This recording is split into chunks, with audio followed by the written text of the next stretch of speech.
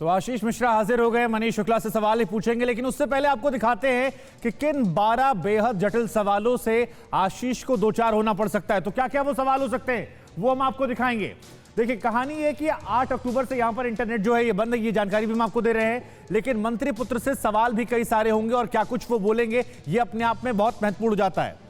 तो सवाल एक ये है कि क्या आपने उस वक्त घटनास्थल में मौजूद थे? मनीष शुक्ला हमारे साथ लगातार बने हुए हैं।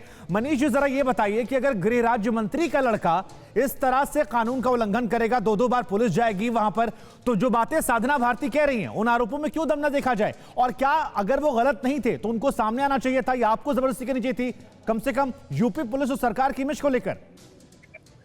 देखिए, 3 तारीख की घटना है, दुर्भाग्यपूर्ण और दुखद है। और किसानों के प्रतिनिधियों और जो पीड़ित किसान थे उनसे वार्ता के बाद आयोग का गठन किया गया, एसआईटी का गठन किया गया है।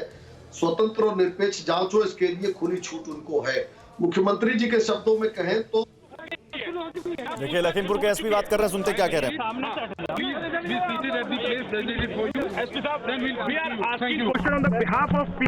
सवाल जवाब शुरू हो चुका है। Please have a seat at the सवाल जवाब शुरू हो चुका है। Thank you. क्या वो कोऑपरेट कर रहा है? Thank you sir. सवाल जवाब कब से शुरू होंगे? एसपी साहब, लोग जानना चाहते हैं सर, देश की नजरें इस केस पर है।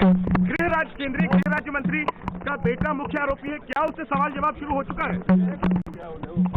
प्लीज अपनी जगह पे जाके बैठ जाइए। आप प्लीज अपनी जगह पे जाके बैठ जाइए। ऑपरेट कर रहे हैं, प्लीज अपनी जगह पे जाके बैठ जाइए, तभी हम आपसे कोई बात कर पाएंगे।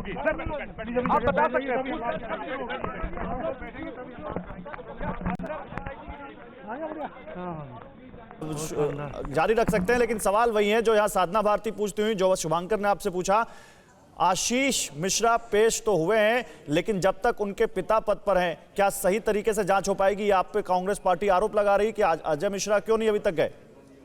मुझे कंप्लीट करने का अवसर दीजिएगा। देखिए, मैंने पहले ही बताया सारी चीजों को। मुख्यमंत्री जी का स्पष्ट कहना है कि कोई कितना भी रसूख वाला हो, किसी भी धर्म और जाति का हो, कानून के शिकंजे से नहीं बचेगा अगर वो दोषी है। लेकिन अगर केवल आरोपों के आधार पर कार्रवाई नहीं हो सकती है।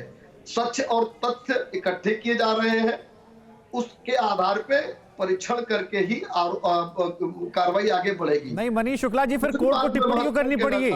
फिर कोर्ट ने जो ये सवाल पूछा कि क्या बाकी लोग के साथ भी यही बर्ताव होता, आपको नहीं लगता ये गंभीर हो जाता है? क्योंकि विपक्ष कह रहा है कि अमिताभ ठाकुर उठा लेते हैं आप, लेकिन अब क्योंकि आपकी पार्टी के गृह राज्य मंत्री हैं, सरकार आपकी है, लिहाजा थोड़ी अतिरिक्त ढील दी गई है। मुझे अगर आप कंप्लीट करने का अवसर देंगे तो बात क्लियर हो पाएगी। हर 15 सेकंड पे रोकेंगे तो नहीं क्लियर होगी। कोशिश कीजिए। दूसरी बात, आपके पैनल पे तमाम विद्वान लोग बैठे हैं।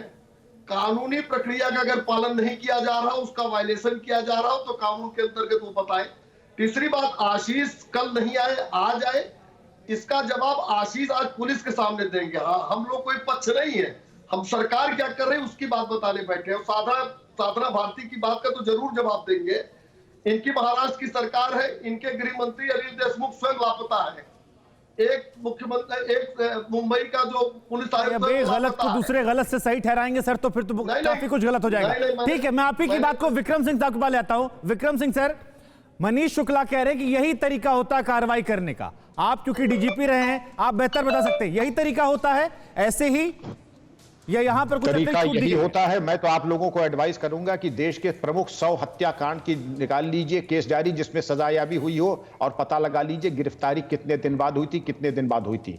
इसके बारे में सुप्रीम कोर्ट के बृहद दिशा निर्देश हैं, सुप्रीम कोर्ट ने हस्तक्षेप किया है। इसके ऊपर अगर कानून में कहीं त्रुटि होती है तो सुप्रीम कोर्ट में दोबारा इस 20 अक्टूबर को इसकी समीक्षा की जाएगी। लेकिन जनता की आवाज, और जैसे जनता की आवाज के आधार पे तफ्तीशें नहीं चलती, तफ्तीश चलती है सबूत के आधार पे।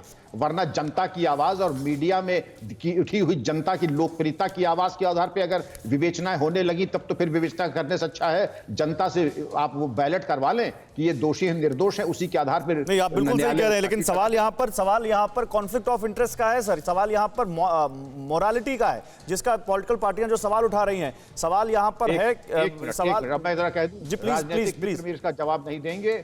इसमें कितनी बार सेंट्रल कैबिनेट मिनिस्टर्स जेल गए हैं, कितने मिनिस्टर्स को मैंने जेल भेजा है, और कितने एमपीज एमएलएस को जेल भेजा। ये एक मन का एक फितूर होता है।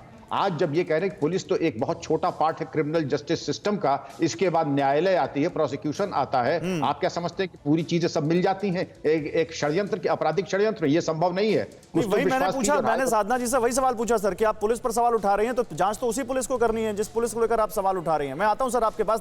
परवाह देश की, सोमवार से शुक्रवार रात 10 बजे TV9 भारतवर्ष पर।